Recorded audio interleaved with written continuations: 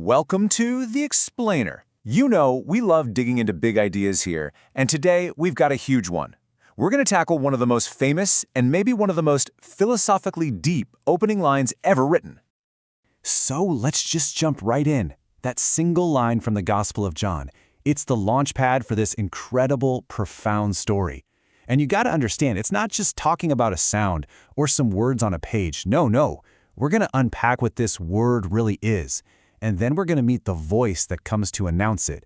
And you'll see why the difference between them is absolutely central to the whole story. All right, so here's our game plan. First, we'll get our heads around this huge cosmic idea of the Word. Then we're going to zoom in on the human messenger who shows up. After that, we'll put their roles side by side, see how they compare, and then we get to the story's incredible climax. And we'll wrap it all up by looking at the powerful method of testimony that connects everything. Okay, so right out of the gate, in the very first verse, we're hit with this concept that, was already a massive deal in Greek philosophy at the time, the logos. But what's so cool is how this text takes that idea and gives it this really unique, really personal twist. Yeah, so logos isn't just a word you say, it's so much more. Think of it like the universe's operating system or the divine blueprint. It's the logic, the reason, the actual power that holds everything together. But, and this is the game changer here, it's not presented as just some cold, impersonal force. The text says it's a personal, creative being. And the text just starts stacking up these incredible attributes for the word. Get this, it's eternal. It existed with God before time even began. In fact, the text says it was God, sharing that same divine essence. It's the agent of creation itself.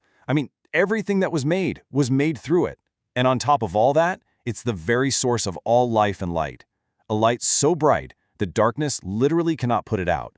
Wow. So just when you're trying to wrap your mind around this gigantic cosmic idea, boom, the narrative does this crazy camera pan. It zooms all the way from the heavens right down to a dusty, gritty landscape here on Earth. And that's where we meet a guy. This is John the Baptist. And let me tell you, the text is crystal clear about his job from the get-go. He is not the main character. He's not the star of the show. He's the opening act, the messenger, a witness sent for one and only one specific purpose. And here it is, basically his entire job description in one sentence. He's not there to build his own brand or to share his own hot takes. Nope. His whole reason for being is to be a human signpost. His job is to point away from himself and direct every ounce of attention toward that light we were just talking about, the logos. And just to make sure there is absolutely zero confusion, the story then draws this really sharp line in the sand. See, it's not enough to just say who John is. It's maybe even more important to be perfectly clear about who he is not. Look at this comparison. It just lays it all out, doesn't it? On one side, you have the light. On the other, you have a witness to the light. You have the eternal, timeless word versus a temporary human voice. The text even gives us this amazing wedding analogy. One is the groom, the main event. The other guy, he's just the best man, the friend of the groom, cheering from the sidelines.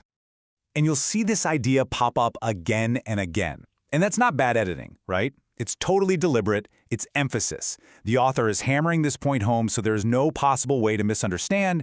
John is the hype man, not the headline.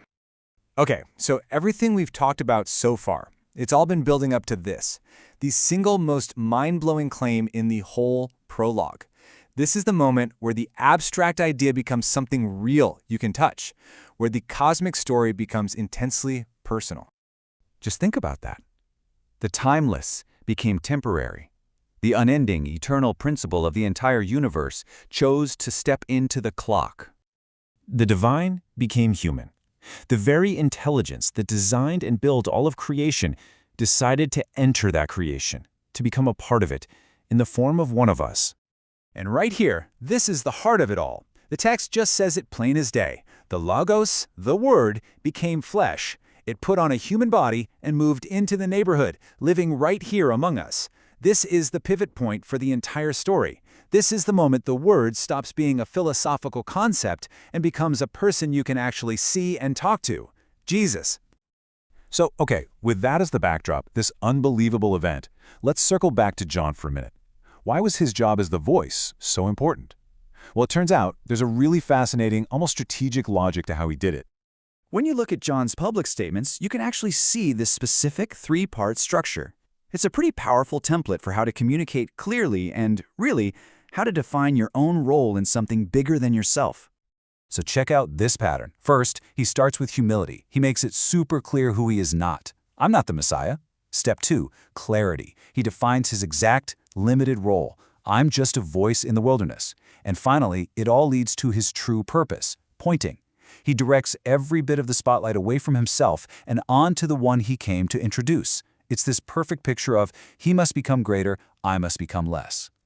And that's really the question this whole prologue leaves hanging in the air, isn't it? By creating this stark contrast, the temporary human voice of John versus the eternal divine word that is Jesus, it kind of forces us to look around at our own lives. We live in a world that is just screaming with temporary voices, right? All day, every day. So the question is, which words are the ones that actually last forever? What's the message that's worth listening to, long after the messenger is gone?